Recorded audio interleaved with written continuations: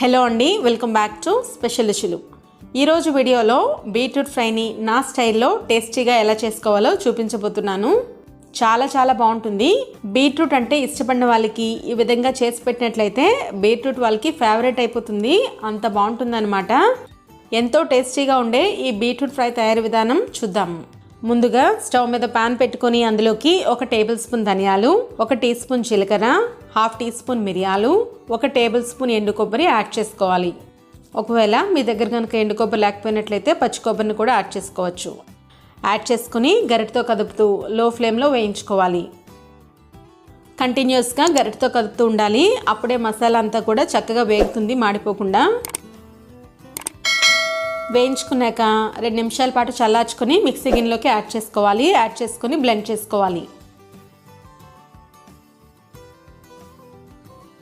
ఇందులోకి 6-7 వెల్లుల్లి రెబ్బలు పొట్టు వలుచుకొని యాడ్ చేసుకొని మరలా మిక్సీ పట్టుకోవాలి. ఇప్పుడు స్టవ్ మీద పాన్ పెట్టుకొని అందులోకి 2.5 టేబుల్ స్పూన్ వరకు ఆయిల్ని యాడ్ చేసుకోవాలి. ఆయిల్ కాగిన తర్వాత ఇందులోకి 1 టీ స్పూన్ పచ్చిశనగపప్పు, 1/2 టీ స్పూన్ ఆవాలు, 1/2 టీ స్పూన్ జీలకర్ర యాడ్ చేసుకుని వేయించుకోవాలి. పోపులు కాస్త వేగిన తర్వాత ఇందులోకి 1 ఎండుమిర్చి తుంచుకొని యాడ్ చేసుకోవాలి. అలాగే కరివేపాకు కూడా యాడ్ చేసుకుని మొత్తం అంతా కూడా చక్కగా ఫ్రై చేసుకోవాలి.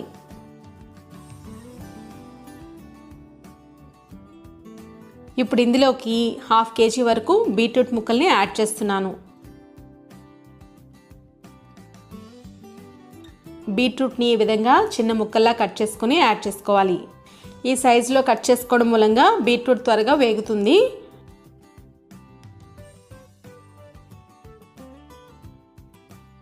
ఇప్పుడు ఇందులోకి రుచికి సరిపడా సాల్ట్, అలాగే 1/2 టీ స్పూన్ వరకు పసుపుని యాడ్ చేసుకొని మొత్తం అంతా కూడా బాగా మిక్స్ చేసుకుని 2 నిమిషాల పాటు కదుపుతూ మీడియం ఫ్లేమ్లో వేయించుకోవాలి.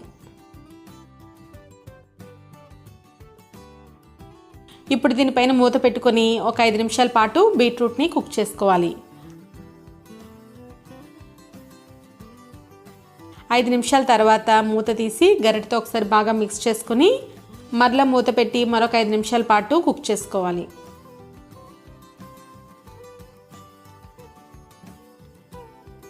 ఇందులోకి 1 టీ స్పూన్ వరకు కారాన్ని యాడ్ చేసుకుని మొత్తం అంతా కూడా బాగా మిక్స్ చేసుకుని మరొక 5 నిమిషాల పాటు కుక్ చేసుకోవాలి.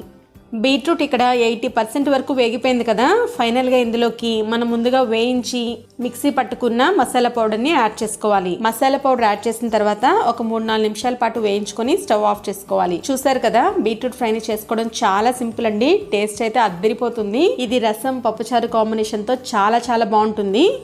తప్పకుండా ట్రై చేయండి. మీకు గనక ఈ వీడియో నచ్చినట్లయితే లైక్ చేయండి. మరిన్ని వీడియోస్ కోసం నా ఛానల్ని సబ్స్క్రైబ్ చేసుకోండి. మీ విలువైన అభిప్రాయాలను నా కామెంట్ ద్వారా తెలియజేయగలరు. Thank you for watching.